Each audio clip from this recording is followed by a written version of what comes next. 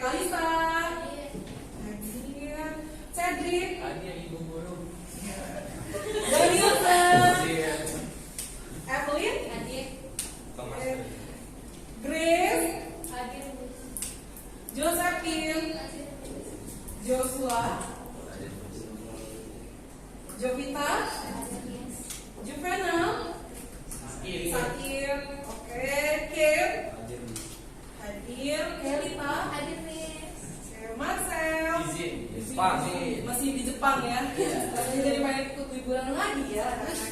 Oke, Marcel izin. Meg Gladys. Hadir, Miss. Oke. Patrick. Hadir Miss. Putu. Hadir. Oke. Steven. Hadir. Valena Gape. Hadir. Lia. Hadir, Miss. Nia. Hadir, Miss. Wah, kembar tetap on ya. Yosua. Hadir. Oke, Janeda. Hadir, Miss. Oke, baik. Kita akan mulai pembelajaran kita hari ini. Kalau kemarin kita sudah mempelajari teks tanggapan. Oke.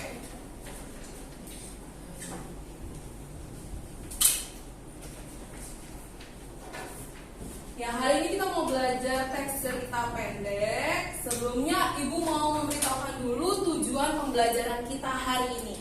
Yang pertama, setelah membaca teks cerita pendek yang berjudul Senyum Karya Mim, karya Ahmad Tohari di PowerPoint yang nanti Ibu Meli akan sediakan, kalian dapat merancangkan pengalaman dan gagasan dalam bentuk cerita pendek.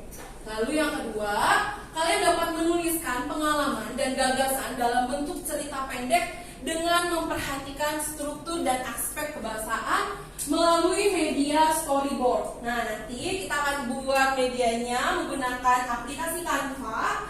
Kita akan membuat yang namanya storyboard. Nah, seru pastinya ya anak-anak. Lalu yang ketiga, kalian dapat melakukan publikasi terhadap cerita pendek yang telah dibuat melalui media storyboard pada aplikasi Canva melalui Instagram. Jadi ketika nanti kalian sudah buat anak-anak, kita akan posting di Instagram sekolah kita. Dan nanti setiap dari peserta didik yang lainnya, boleh dari kelas 7, kelas 8, akan memberikan komentar terhadap storyboard yang nanti kalian buat. Sampai sini paham untuk tujuan pembelajarannya? Oke, baik, kita akan lanjut anak-anak. Oke, firman Tuhan yang Miss Meli ambil dari Ayub 42 ayat 3. Siapakah dia yang menyelubungi keputusan tanpa pengetahuan?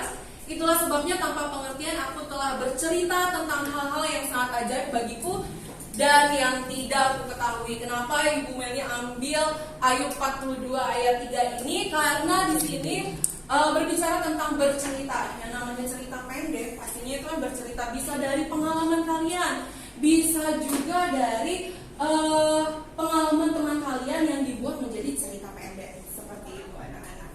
Oke, selanjutnya anak-anak, sebelum kita masuk ke dalam pembelajaran, apa yang kalian lihat di depan ini? Bendera merah putih. Bendera merah putih. Ada yang lihat awan juga enggak? Iya. Rumput. Ada rumput. Oke, tapi sekarang kita fokusnya tidak ke rumput dan ke awan-awan yang biru itu ya anak-anak ya. Tapi kita fokus kepada benderanya. Kalau menurut, mungkin Miss Meli mau tanya dulu pada setiap daripada kalian, menurut pandangan kalian, bagaimana ya jika bendera merah putih tidak dihargai oleh orang-orang di sekitar kalian? Apa sih yang kalian lakukan? Tenaga orang tersebut agar lebih memperhatikan kalau bendera merah putih itu lambang dari negara itu. Oke, ada lagi? Terima kasih Evelyn. Tapi terus dulu buat Evelyn. Ada lagi yang mau coba menjawab?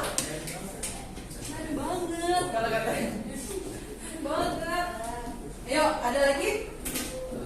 Apa ya? Ya, Kanita. Menegur mereka supaya mereka tuh menghargai jasa para pahlawan yang telah berjuang untuk kemerdekaan Indonesia. Oke, kita berikan tepuk tangan kepada Kanita.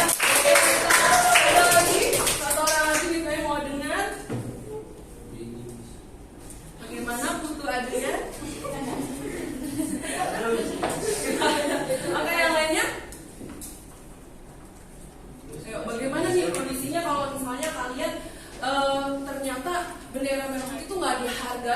orang-orang di sekitar kalian. Kalau kemarin aja kita siapa yang di sini melihat pertandingan bola AFF?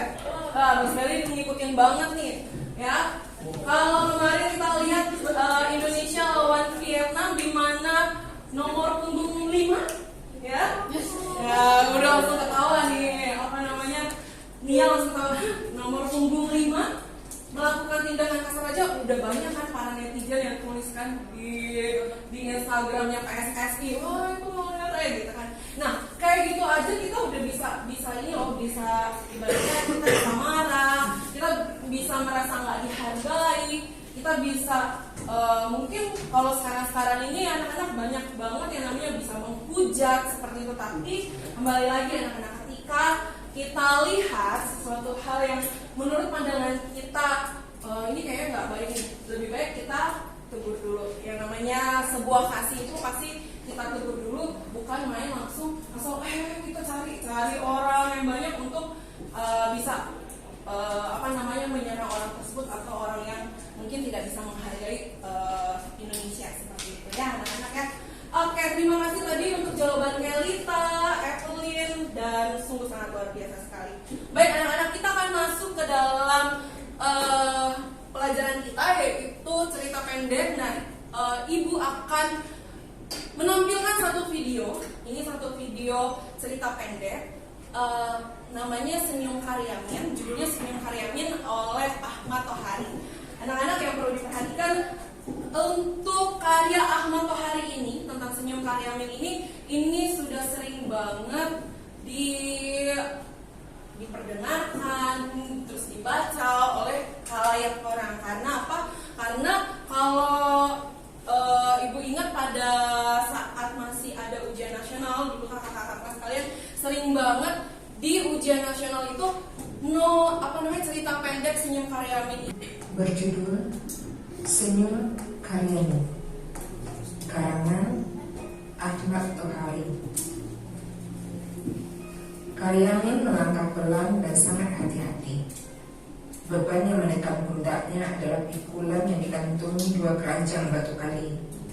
Jalan tanah yang sedang didakinya sudah licin, dibasahi air yang menetes dari tubuh Karyamin dan kawan-kawan, yang pulang balik mengangkat batu dari sungai ke pangkalan material di atas sana.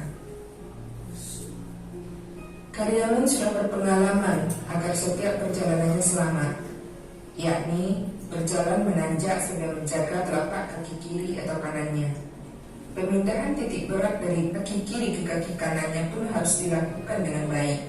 Karyamin harus memperhitungkan tarikan nafas serta ayunan tangan demi keseimbangan yang sempurna. Meskipun demikian, pagi ini Karyamin sudah 2 kali tergelincir. Tubuhnya rubuh, lalu menggelinding ke bawah, berkejaran dengan batu-batu yang tumpah dari keranjangnya. Dan setiap kali jatuh, Karyamin menjadi bahan tertawaan kawan-kawannya. Mereka, para pengumpul batu itu, senang mencari hiburan dengan cara menertawakan diri mereka sendiri. Kali ini Karyamin merayap lebih hati-hati. Meski dengan lutut yang sudah bergetar, jemari kaki dicengkramkannya ke tanah. Segala perhatian dipusatkan pada pengendalian keseimbangan, sehingga wajahnya terlihat tegang. Sementara itu, air terus mengucur dari celana dan tubuhnya yang basah. Dan karena pundaknya ditekan oleh beban yang sangat berat, maka nadi di lehernya muncul menyembul kulit. Boleh jadi Karyamin akan selamat sampai ke atas bila tak ada burungnya nakal.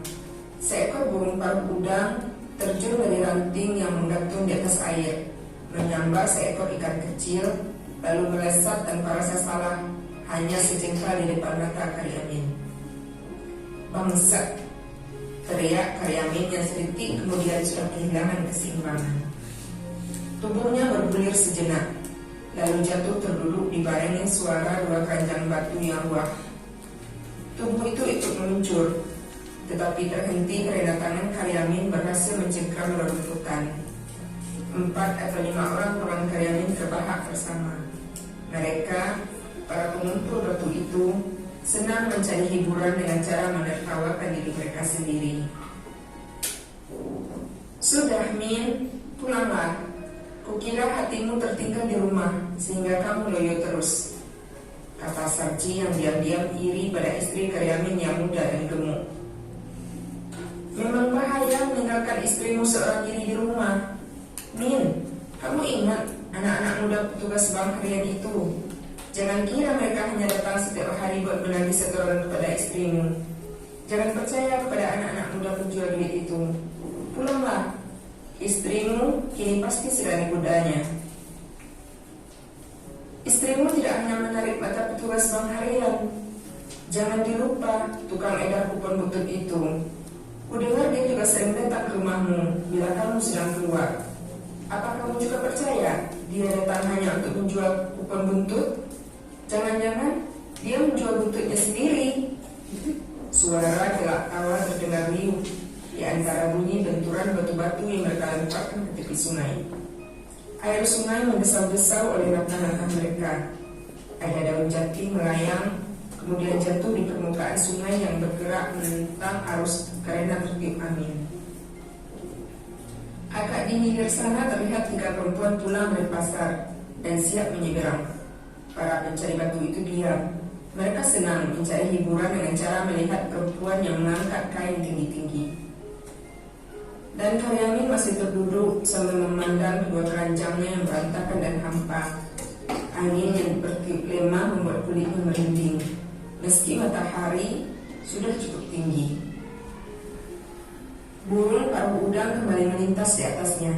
Karyamin ingin menyumpahinya, tetapi tiba-tiba rongga matanya penuh bintang. Terasa ada sarang lebah di dalam telinganya. Terdengar bunyi keruyuk dari lambungnya yang hanya berisi hawa. Dan mata Karyamin menangkap semuanya menjadi kuning berbinar-binar. Tetapi kawan-kawan Karyamin mulai berceloteh tentang perempuan yang sedang menyeberang. Mereka melihat sesuatu yang enak dipandang, atau sesuatu itu bisa melupakan buat sementara perihnya jemari yang selalu mengais bebatuan. Tentang tengkulak yang sudah setengah bulan menghilang dengan membawa 1 truk batu yang belum dibayarnya. Tentang tukang nasi pecel yang siang nanti pasti datang menagih mereka. Dan tentang nomor buntut yang selalu dan selalu saja gagal mereka tangkap. Min, teriak Sarji. Kamu diam saja. Apa kamu tidak melihat ikan putih-putih sebesar paha? Mereka tertawa bersama. Mereka, para pengumpul batu itu, memang pandai bergembira dengan cara menertawakan diri mereka sendiri. Dan Karyamin tidak ikut tertawa, melainkan cukup tersenyum. Bagi mereka, tawa atau senyum sama-sama sah sebagai perlindungan terakhir. Tawa dan senyum bagi mereka adalah simbol kemenangan terhadap tengkulak, terhadap rendahnya harga batu, atau terhadap licinnya tanjakan. Oke, baik, kita kembali lagi.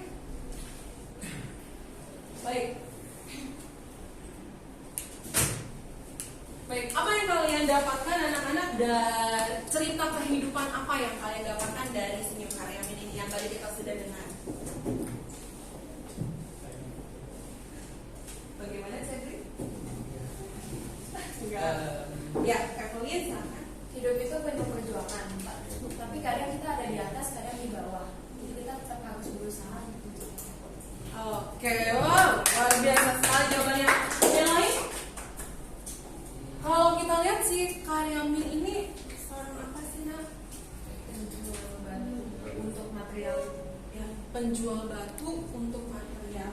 Anak-anak bisa nggak cerita kehidupan kita itu diangkat menjadi satu cerita pendek? Bisa. Kalau nanti next misalnya akan kasih satu gambar, ya pasti kalian juga pernah lihat. Tapi Miss Meli sebelum kita lanjut lagi, Miss Meli mau, ya, Miss Meli ada satu gambar anak-anak kayak itu pertemuan dengan makhluk buas. Miss Meli buat ini judulnya, tapi gambarnya seperti ini. Coba kita mau buat satu cerita. Siapa dulu yang mau mulai? Di awal. Oke, Steven. Hari itu Joko sedang mendaki gunung. Hari itu Joko sedang mendaki gunung. Ada yang bisa melanjutkan? Cedric? Tiba-tiba Joko mendengar sebuah suara di balik rerumputan. Tiba-tiba Joko mendengar suara di balik rerumputan. Ada yang bisa lagi melanjutkan?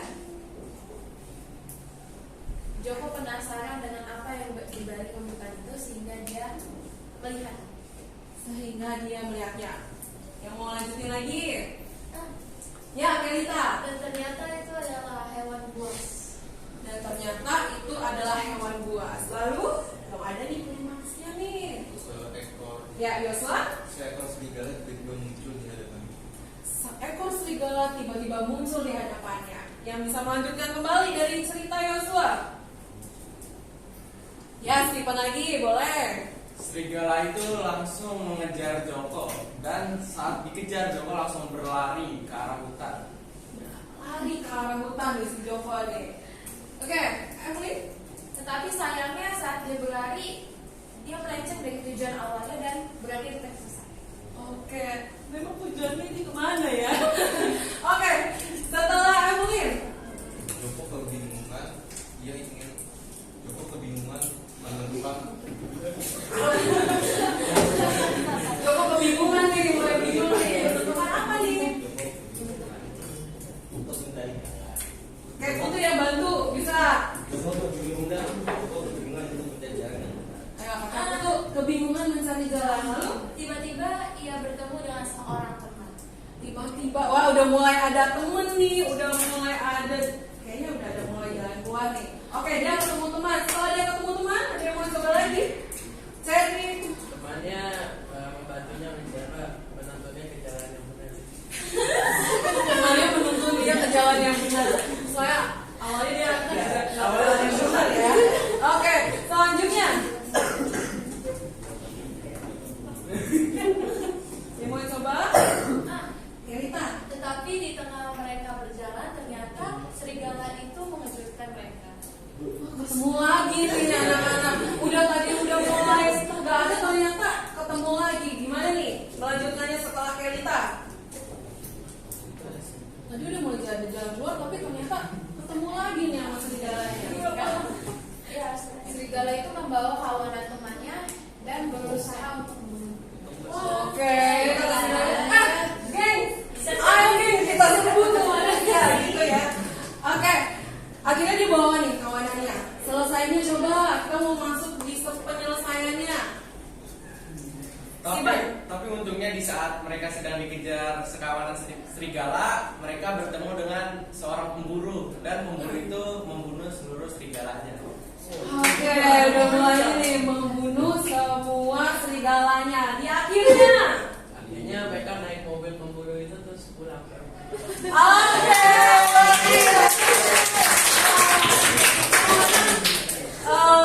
Ibu mau katakan mudah nggak membuat cerita pendek? Udah. Memang kalau yang tadi sekalian sampaikan itu memang hanya baru sebagian saja. Tapi membuat cerita pendek juga ada strukturnya, ada unsur kebahasannya dan lain-lain. Nah, hari ini kita mau belajar. Sebelumnya kalian bisa melihat dulu apa yang Ibu jelaskan. Setelah itu nanti kita akan sama-sama mengerjakan lembar kerja, ya. Oke, ada yang tahu tentang gambar ini? Tahu ya. Ada yang udah menonton? Oke, ya. Kebetulan Ibu baru nonton itu di bulan Desember karena baru ada waktu-waktu free ya, anak-anak ya. Kalau kalian pasti udah nonton sebelum-sebelumnya. Tapi di awal ketika Ibu melihat film ini, wow, ini film luar biasa sekali sebenarnya. Walaupun sebenarnya ini banyak tentang cerita fantasi yang kita udah pelajari di kelas 7 ya anak-anak. Tapi dari serial Wednesday ini bisa nggak diadopsi dari cerita pendek? Bisa banget anak-anak. Bahkan ketika kalian punya karya cerita pendek, satu karya cerita pendek, kalau misalnya ada orang yang melirik cerita kalian terus membacanya, wah ini kayak keren banget deh buat dijadiin film, wah ini kayak keren banget deh buat dijadiin buat lebih dibukukan kembali gitu, itu bisa aja. Makanya kenapa anak-anak yang namanya talenta itu harus kalian kembangkan, ya. Kita ada yang tahu, apalagi kalau misalnya kita lihat kayaknya nggak mungkin deh Bu Meli, saya mah cuma buat cerita tadi aja kayak gelagapan. Tidak ada yang gak mungkin kalau memang kalian mau berusaha ya. Oke, kita masuk. Kalau tadi sudah melihat gambar yang Ibu beritahukan ini. Nah, di dalam cerita pendek itu anak-anak ada yang namanya unsur intrinsik. Sebelumnya kita harus ketahui dulu apa sih unsur intrinsik ini. Unsur intrinsik ini adalah satuan terkecil yang membentuk suatu cerpen. Di dalam unsur intrinsik ini anak-anak terdiri dari beberapa hal yang nantinya kita mau pelajari. Oke, di sini ada penokohan dan tokoh, ada tema, ada alur, ada latar, ada amanat, ada sudut pandang. Kalau mudah untuk diingat ya, kalau misalnya nanti kita ada penilaian harian, kalau nanti kita ada PAT, ada US, kalian bisa singkat dari penokohan, alur, tema, latar, amanat, sudut pandang menjadi PTA kelas. Ya, itu kita rinci kembali. Oh, unsur intrinsik itu kalian tinggal ingat aja. PT Atlas, ada penokohan, tokoh, alur, terus tema, latar, lalu amanat dan terakhir adalah sudut pandang. Ya. Baik. Kalau penokohan, berbicara mengenai penokohan anak-anak, penokohan ini adalah pemberian sifat pada tokoh. Ya. Berbeda dengan tokoh. Seringkali kita tuh suka kebalik, penokohan apa ya, tokoh apa. Nah, ini yang membedakan. Kalau penokohan itu pemberian sifat pada tokoh atau pelaku pada yang ada dalam cerita, sedangkan tokoh merupakan pelaku. Yang kamu sendiri, bisa teman kamu, itu adalah tokoh. Gitu. Sedangkan sifatnya namanya penokohan. Ya. Lalu ada alur atau yang sering juga disebut dengan plot. Itu jalan dari sebuah cerita. Itu biasanya anak-anak terdiri dari permasalahan, peningkatan konflik, puncak konflik, penurunan konflik, lalu selesai dan biasanya diakhiri dengan yang disebut dengan coda. Ya, lalu ada tema. Tema itu yang menjadi gagasan pokok dari cerita pendek yang nantinya kalian buat. Seperti itu. Selanjutnya ada latar dan amanat. Nah, kalau latar ini terbagi menjadi 3, yaitu latar tempat, latar waktu, dan latar suasana. Kalau latar tempat kalian sudah tahu ya, di rumah, di sekolah, seperti itu contohnya. Kalau latar waktu, contohnya seperti apa? Siang hari, malam hari, sore hari, ya kan? Lalu kalau latar suasana, sepi, menegangkan, mencekam, betul kata Valen. Lalu tenang. Ya, tenang, riuh, menakutkan, nah, dan lain sebagainya ya anak-anak. Dan amanat, kalau amanat ini merupakan suatu pesan moral yang disampaikan oleh kalian nih sebagai penulisnya kepada pembaca atau khalayak orang yang membaca karya kalian. Seperti itu. Dan ada sudut pandang juga yang nantinya kita akan pelajari di pertemuan berikutnya. Namun di sini Ibu akan beritahu secara singkat untuk sudut pandang ini. Sudut pandang ini terdiri ada sudut pandang orang pertama pelaku utama, ada sudut pandang orang pertama pelaku sampingan, dan sudut pandang orang ketiga serba tahu, dan terakhir adalah sudut pandang orang ketiga pengamat. Dan sudut pandang ini lebih tepatnya nanti di pertemuan kita berikutnya kita akan belajar kembali dan lebih mendetail kembali untuk belajar tentang sudut pandang ini ya anak-anak. Selanjutnya ada beberapa metode penokohan. Nah, di sini ada metode analitik dan metode dramatik. Apa sih Miss Meli, Bu Meli yang membedakan metode analitik dengan metode dramatik ini? Kalau metode analitik ini adalah suatu metode penokohan dengan cara memaparkan, ya anak-anak, memaparkan atau menyebutkan sifat tokoh secara langsung. Nah, contohnya seperti yang sudah Ibu tuliskan di depan ini. Dan kalau untuk metode dramatik, ini adalah suatu metode penokohan dengan cara memaparkan secara tidak langsung. Jadi kalau kalian mau ingat adalah kalau analitik secara apa? Langsung. Dan dramatik tidak langsung. Oke, paham sampai sini ya anak-anak ya? Oke, selanjutnya ada, kalau tadi kita belajar unsur intrinsik, sekarang kita belajar unsur ekstrinsik. Nah, unsur ekstrinsik ini apa? Ini adalah unsur pembentuk cerpen yang berada pada luar cerpen, yaitu nilai ekstrinsik ekstrinsiknya cerpen tidak dapat dipisahkan dari kondisi masyarakat sekitar. Kadang-kadang ya anak kita membuat cerpen bisa melihat dari kondisi yang sedang kita rasakan, atau kita lihat dari kondisi yang sedang teman kita rasakan, dan lain sebagainya. Seperti itu. Dan selanjutnya unsur-unsur ekstrinsik. Kalau tadi kan ada PPA plus di unsur intrinsik. Nah, kalau di unsur ekstrinsik ini terdiri dari yang pertama latar belakang masyarakat, ya, ini juga bisa memengaruhi cerita pendek yang kalian buat. Lalu ada latar belakang pengarang. Nah, untuk latar belakang ini meliputi riwayat hidup pengarang, ya. Lalu ada kondisi psikologis dan aliran sastranya, karena setiap orang juga memiliki aliran sastra yang berbeda. Oke, nah di dalam cerita pendek juga anak-anak terdapat nilai-nilai yang terkandung. Tidak semuanya juga bersifat mempunyai nilai agama, tidak semua cerpen juga memiliki nilai sosial. Jadi ada beberapa nilai-nilai yang terkandung dalam cerita pendek kalian. Bisa nggak dalam satu cerpen itu ada keempat nilai-nilai ini? Bisa. Bisa nggak di dalam satu cerpen hanya ada nilai agamanya saja? Bisa. Ya, yang jelas pada cerita pendek yang nantinya kalian akan buat itu ada unsur nilai agamanya, ada bisa juga kalian masukkan nilai sosialnya, dan intinya adalah ada nilai-nilai yang terkandung dalam cerita pendek yang kalian buat. Ya, oke. Baik. Nah, ibu akan memberikan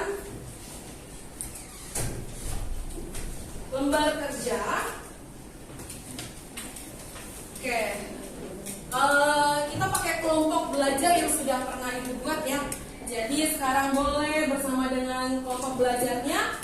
Nanti kita akan buat yang seperti tadi di awal ibu sampaikan tujuan pembelajarannya. Kita akan membuat cerita pendek menggunakan storyboard dengan aplikasi Canva. Silakan bersama dengan teman-teman kelompoknya. Bisa langsung bergeser.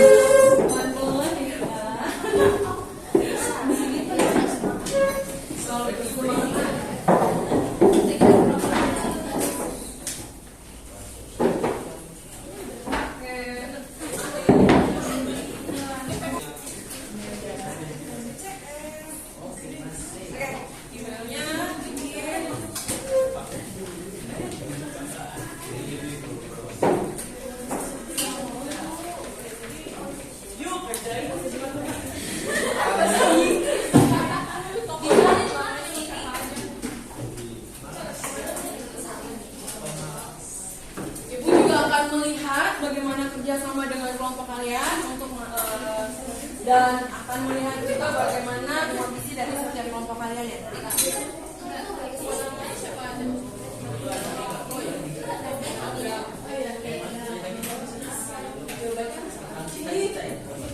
Ini bikin kakak juga kan?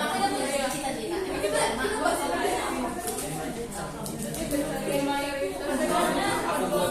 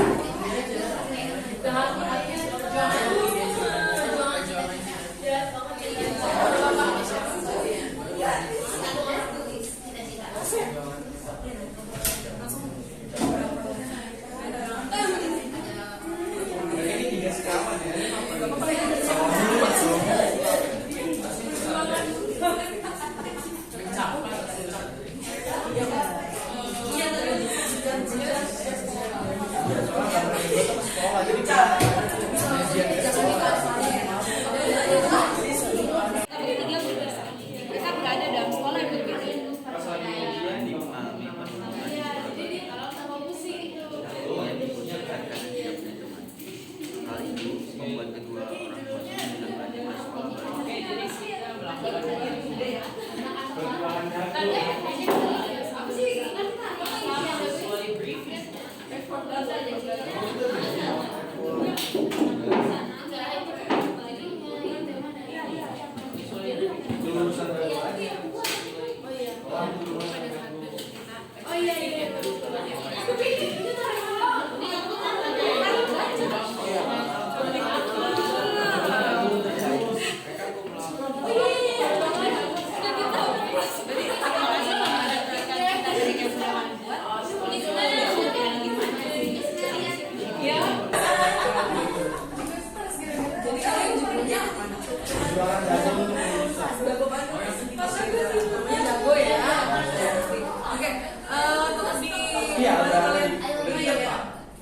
Bagus. Kembali lagi Miss Meli ingatkan untuk abstrak komunikasi evaluasi respon yang sesuai. Ini tuh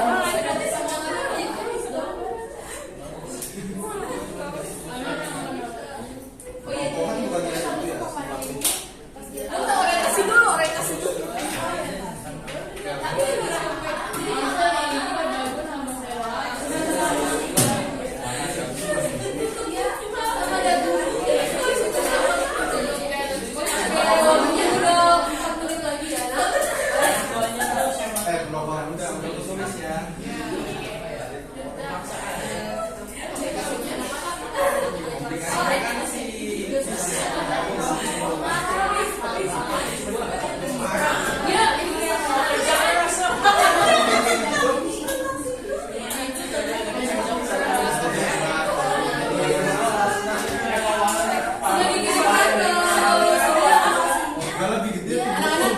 Anak-anak sudah kirimkan emailnya hasil dari Bentar lagi selesai.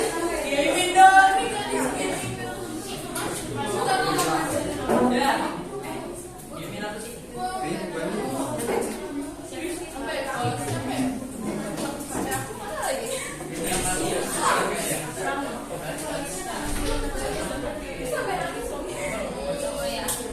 Gimana apa sih?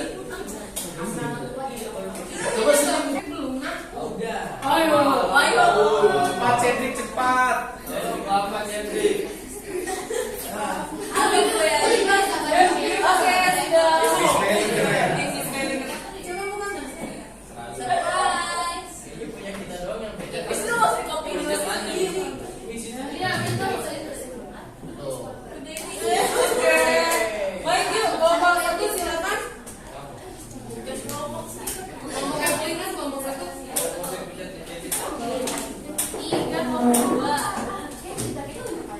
Boleh ke minta bantuan Grace untuk menjadi operator? Baik.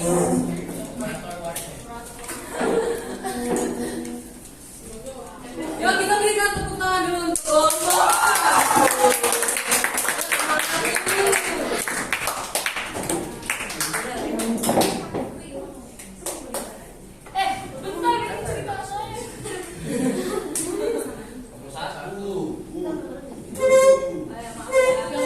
Itu guys, tunggu. Itu. Ini kadang-kadang pengen Yang mana? dia paling puas. Astaga. Itu nah. Oke, bisa dibesarkan Grace. Terima kasih Grace. Silakan. Selamat pagi Miss Meli dan teman-teman. Kami dari kelompok 1 akan menceritakan papan cerita pendek yang sudah kami buat yang bertema persahabatan. Oke, boleh di sini. Andi, Boni, dan Jono adalah anak remaja yang bersahabat karib dari kecil. Mereka bersama dari SD sampai SMP. Tetapi saat peralihan untuk masuk ke SMA, mereka bertiga berpisah. Mereka berada dalam sekolah yang berbeda. Andi mengalami perjuangan di sekolah barunya. Dia dikucilkan karena tidak punya teman. Hal itu membuat kedua orang tuanya memindahkannya ke sekolah baru.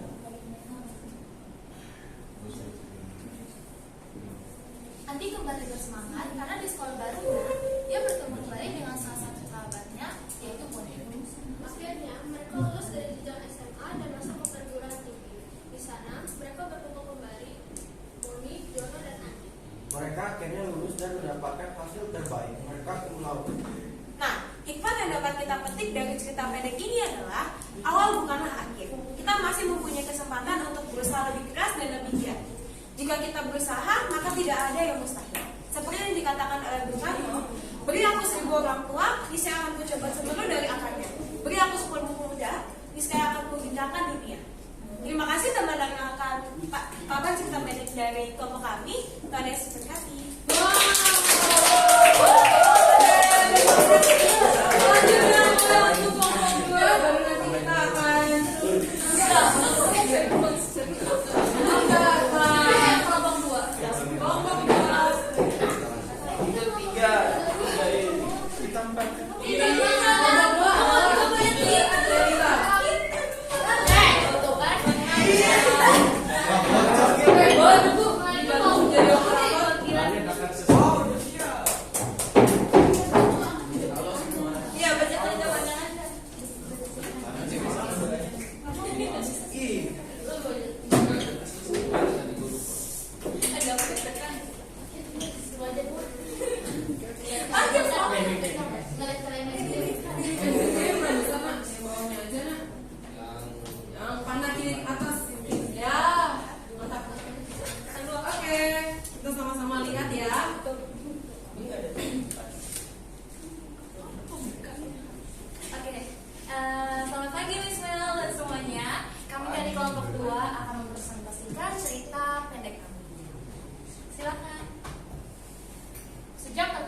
Kami bertiga selalu bersama, bermain petak umpet, bermain sepak bola, dan memecahkan teka-teki matematika seperti detektif.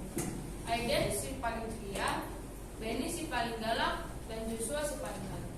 Trio, tapi mereka sehati sejiwa. 15 tahun-tahun berlalu, tapi kepribadian mereka tak berubah. Kami bertemu kembali di Jakarta, dan di situ kami mengobrol tentang masa lalu semasa remaja SMA. Kisah si anak alam, Joshua dan Bibi. Hari pertama duduk di bangku kelas 1 SMA merupakan hari yang sangat berkesan dan tidak akan dilupakan oleh Aiden, Benny, dan Joshua. Perasaan Joshua di hari itu sangat campur aduk, takut, khawatir, senang menjadi satu. Sampai tiba di waktu di mana wali kelas mereka masuk dan berbincang-bincang untuk mengenal satu sama yang lain. Raut wajah Joshua sangat terlihat jika ia sedang takut. Sampai Bu Risma wali kelasnya pun mendekati dan bertanya nama kepada Joshua. "Halo Nah, siapa namamu?" tanyanya pada Joshua. "Joshua Bu, nama saya," jawab Joshua. "Wah, nama yang bagus. Apa cita-citamu Nah besar nanti?" tanya ibu itu dengan raut wajah yang sangat bergejolak. "Cita-cita saya besar nanti akan menjadi dokter Bu," jawab Joshua dengan nada yang sangat yakin bahwa kelak nanti ia akan menjadi dokter. Saat pulang sekolah, Joshua ingin memberitahukan mimpinya kepada orang tuanya. Di malam hari, orang tuanya mengajak Joshua makan. Di tengah mereka makan, Joshua menceritakan mimpinya kepada orang tuanya. "Pak, Ma, aku punya cita-cita ingin menjadi dokter. Mama, Papa setuju kan?" Joshua bertanya kepada orang tuanya sambil mengunyah makanan. Orang tua Joshua langsung memandang satu sama lain setelah mendengar pertanyaan dari Joshua tentang mimpinya Joshua. "Apa kamu sudah yakin kamu akan jadi dokter? Biaya sekolah untuk menjadi dokter itu tidak murah loh, membutuhkan banyak biaya. Lebih baik kamu jadi salesman, itu lebih cocok untukmu," jawab Papa Joshua. "Iya Nak, benar apa kata papamu. Maaf, Mama bukannya tidak mendukung kamu untuk menjadi dokter, tetapi biaya untuk kuliah kedokteran itu sangat mahal." Mama Joshua menyambung jawaban papanya. Joshua menjadi marah mendengar jawaban orang tuanya, karena impiannya yang ditentang oleh orang tuanya. Setelah kejadian itu, Joshua tetap kukuh menjadi dokter. Ia pantang menyerah dan terus berjuang agar bisa mencapai profesi yang ia telah cita-citakan sejak kecil. Joshua setiap hari belajar dengan giat dan tekun. Namun itu semua dia lakukan dengan tidak mudah, karena di bawah tekanan dan larangan dari kedua orang tuanya yang tetap bersikeras untuk menyuruh Joshua menjadi seorang salesman. Akan tetapi, Joshua tetap mau berusaha karena ia percaya bahwa suatu saat nanti usaha yang telah ia lakukan selama ini tidak akan sia-sia. Orang tua Joshua bersikeras kepada Joshua untuk Joshua menjadi salesman, tapi Joshua terus menentang orang tuanya dan dia tetap mau bekerja keras menjadi dokter. Sampai akhirnya orang tuanya marah besar dan tidak mau bicara dengan Joshua. Joshua tetap ingin membuktikan bahwa orang tuanya salah. Dia akan terus belajar dengan giat setiap hari hingga larut malam. Sampai terkadang Joshua ketiduran saat lagi belajar.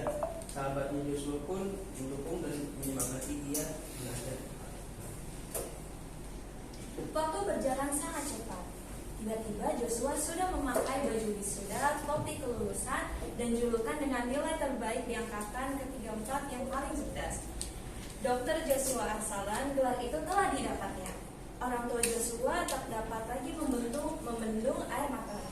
Mereka berakhir memeluk anak mereka dan mengucapkan kata maaf dari mulut mereka.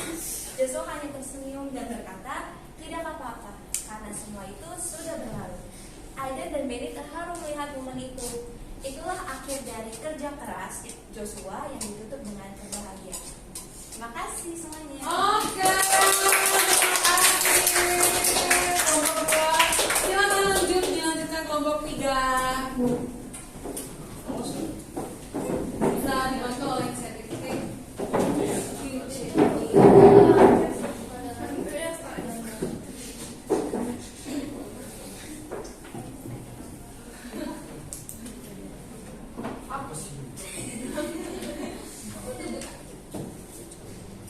Sudah nak?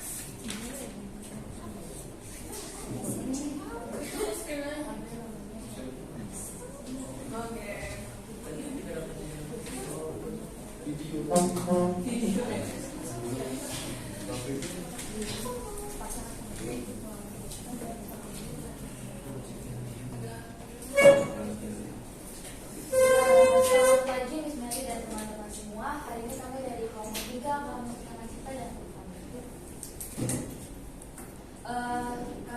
Judul cerpen ini adalah Asrama.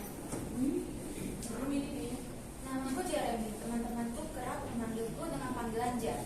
Oh ya, aku punya dua sahabat dekat yang senantiasa menemaniku. Namanya Raka dan Anton.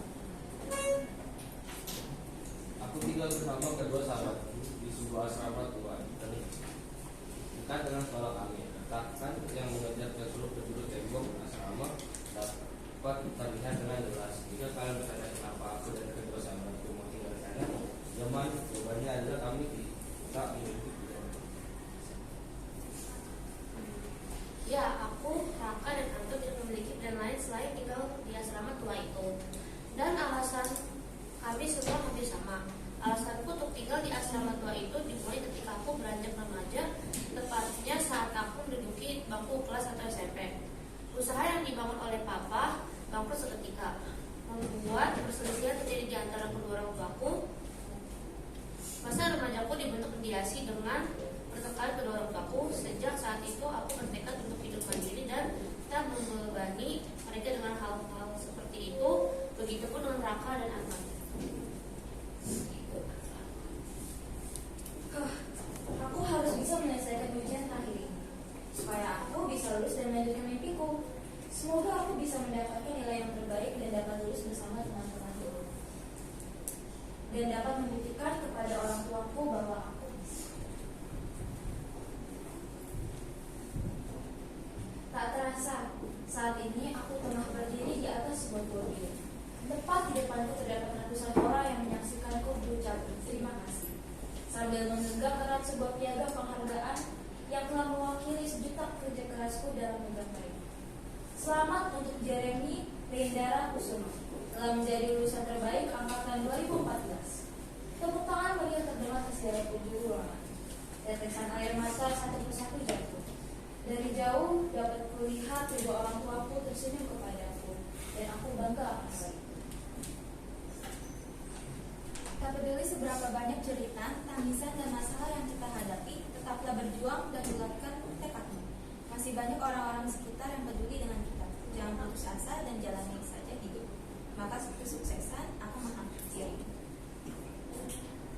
Kami membuat cerita ini berdasarkan papan cerita pendek yang kami bentuk sedemikian rupa sehingga menghasilkan cerpen yang berjudul Asrama.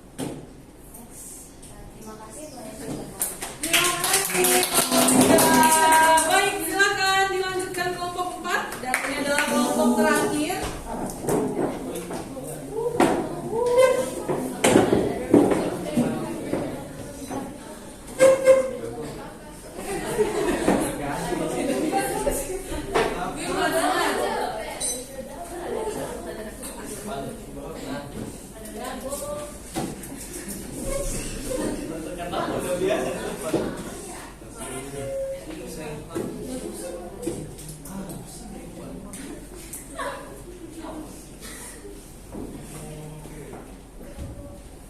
Oke, silakan.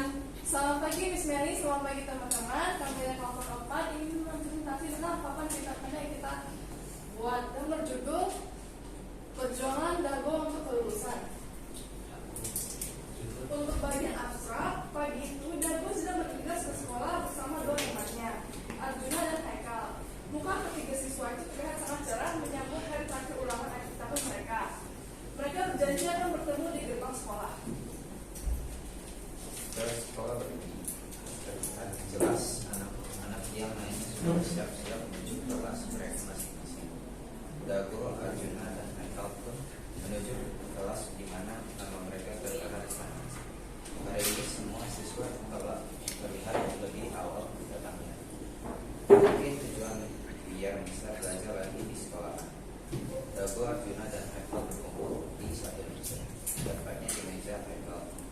Tiga siswa itu sedang mengulang kembali materi yang sudah mereka pelajari tadi malam. Menunggu datangnya waktu ulangan dimulai.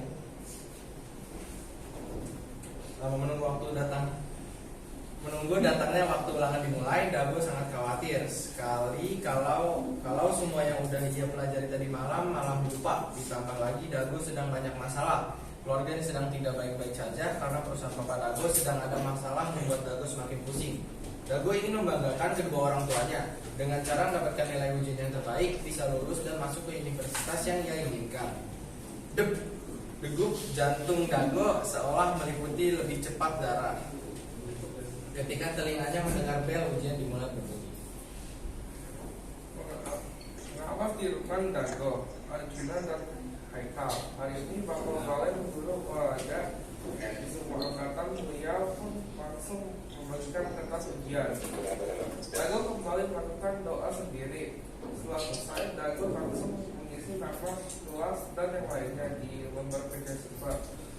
Tepat pukul 10, bel berbunyi, semua siswa diminta mengumpulkan lembar jawabannya dan langsung bergegas merapikan tas dan segera pulang. Dago mendapat kabar dari ibunya bahwa ayahnya dibawa ke rumah sakit. Dago langsung bergegas pergi meminta Arjuna mengantarnya ke rumah sakit Mitra Harapan. Dago sangat mengkhawatirkan kondisi ayahnya. Dago berpikir bahwa ayahnya jatuh sakit karena masalah perusahaan.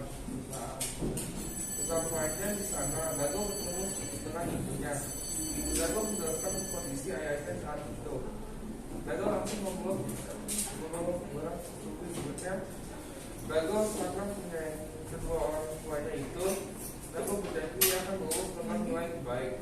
Hari ini pengumuman kelulusan. Dago bangun dengan gembira. Bagaimana tidak, ayah Dago sudah sembuh dan boleh kembali pulang. Dan hari ini juga hari di mana penamatan dilakukan. Dago didampingi oleh kedua orang tuanya. Terlihat Dago, Arjuna, dan Haikal sangat tegang menunggu hasil dibukakan oleh Bapak Kepala Sekolah. Ketika Bapak Kepala Sekolah membuka hasilnya, ternyata semua siswa-siswi di sekolah lulus 100%. Semua bersorak gembira. Ada pula yang melakukan sujud syukur dan ada pula yang menangis bahagia. Apalagi ketika Pak Abdul dan Bu Andin mengumumkan siswa berprestasi dan mendapat nilai tertinggi di sekolah.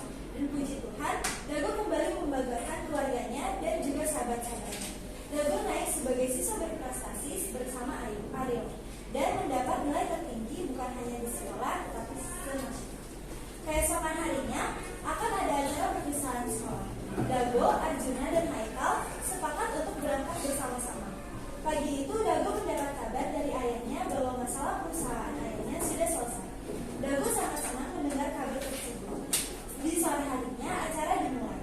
Dago, Arjuna, dan Haikal sudah tiba 15 menit sebelum acara dimulai. Seluruh siswa kelas 12 masuk menuju ruang untuk perpisahan.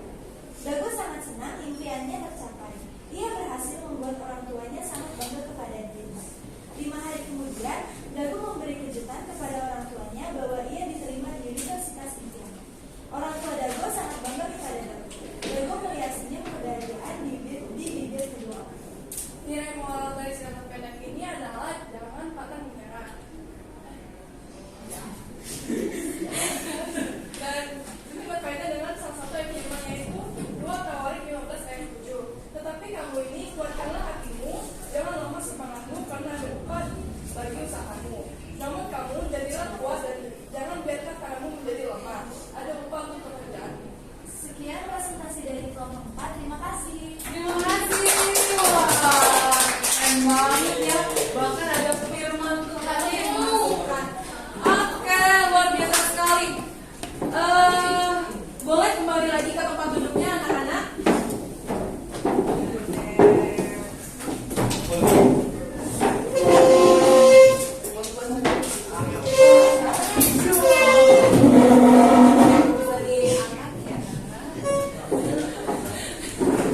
Oke, baik anak-anak, dari 4 cerita pendek yang tadi kita pakai namanya papan cerita. Kita memakai papan cerita. Lebih mudah menggunakan papan cerita atau kalian coba Stephen, yuk buat cerita pendek. Nah, lebih gampang, lebih cepat. Yang mana anak-anak? Ketika kita menggunakan si papan cerita ini atau kita langsung Miss Meli gak kasih papan cerita, Miss Meli gak kasih judul atau yang lainnya, kalian lebih mudah seperti yang tadi. Saya dan ini kalau tadi ibu lihat kalian juga mengerjakannya dengan cepat, bahkan kalian bisa menyatukan pikiran-pikiran dari teman-teman bukan dari kalian sendiri. Dan ternyata bagaimana?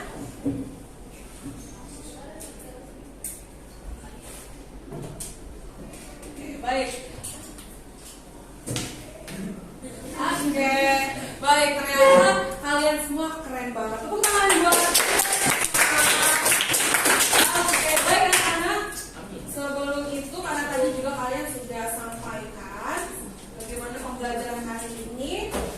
Setelah ini, Ibu akan memberikan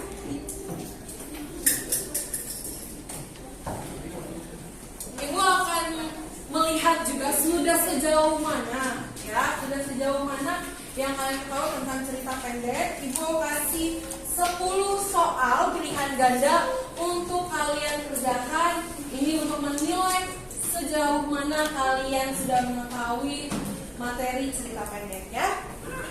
Boleh Nia.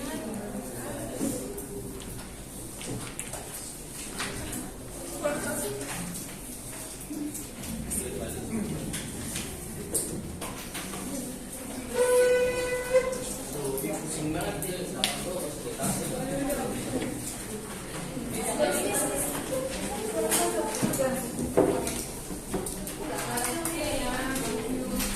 Selamat mengerjakan dan pastikan itu adalah hasil dari yang kalian kerjakan ya anak-anak ya. Buat dua. Oke, baik.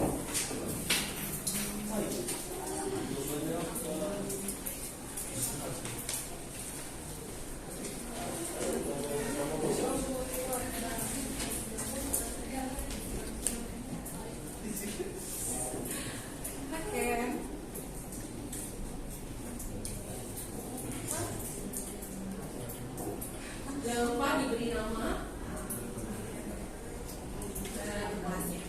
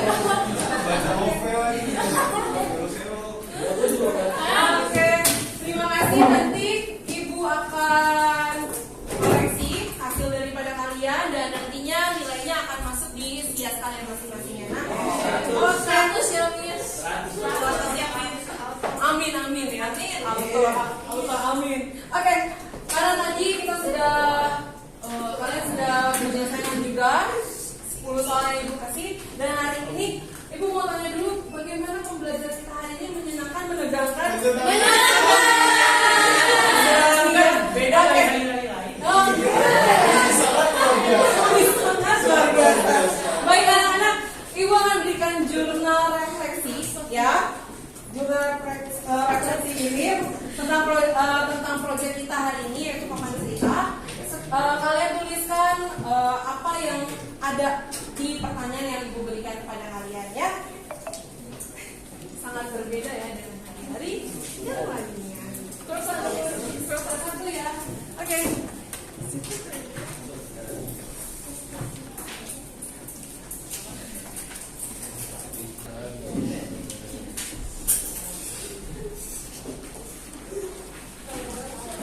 Selamat mengerjakan anak-anak. Ini tidak memengaruhi nilai kalian. Jurnal refleksi ini tidak memengaruhi nilai kalian, namun ini menjadi refleksi dari Ibu sendiri ketika mengajar kalian apa yang kalian dapatkan, hal yang menyenangkan apa yang kalian dapatkan, lalu apa yang masih harus Ibu perbaiki kembali, ya. Selamat menulis anak-anak.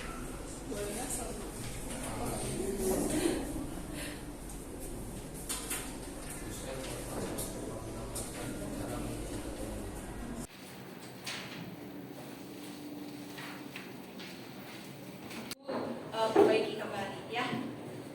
Selamat menulis anak-anak.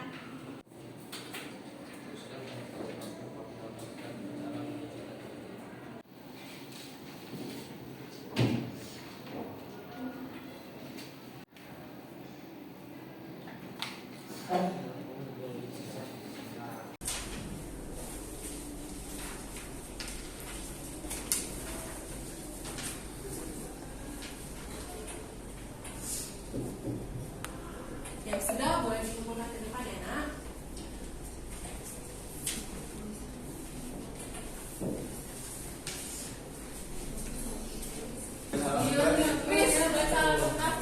Kenapa dia geserkan HP? Oke, terima kasih nih ya. Sudah? Kalau yang sudah boleh dikumpulkan ke depan. Baik, ini di terakhir, ya.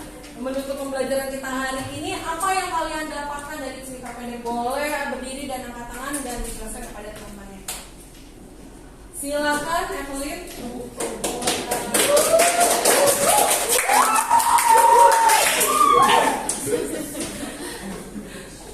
Aku belajar mengenai unsur-unsur yang ada di dalamnya. Ada unsur intrinsik sama ekstrinsik. Terus nilai-nilai yang ada kayak nilai moral, agama, sosial.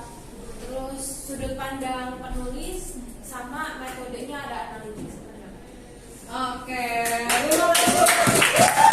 lagi yang mau apa sih yang kamu dapatkan di pembelajaran hari ini? Gak usah takut, gak usah malu, gak usah ragu-ragu.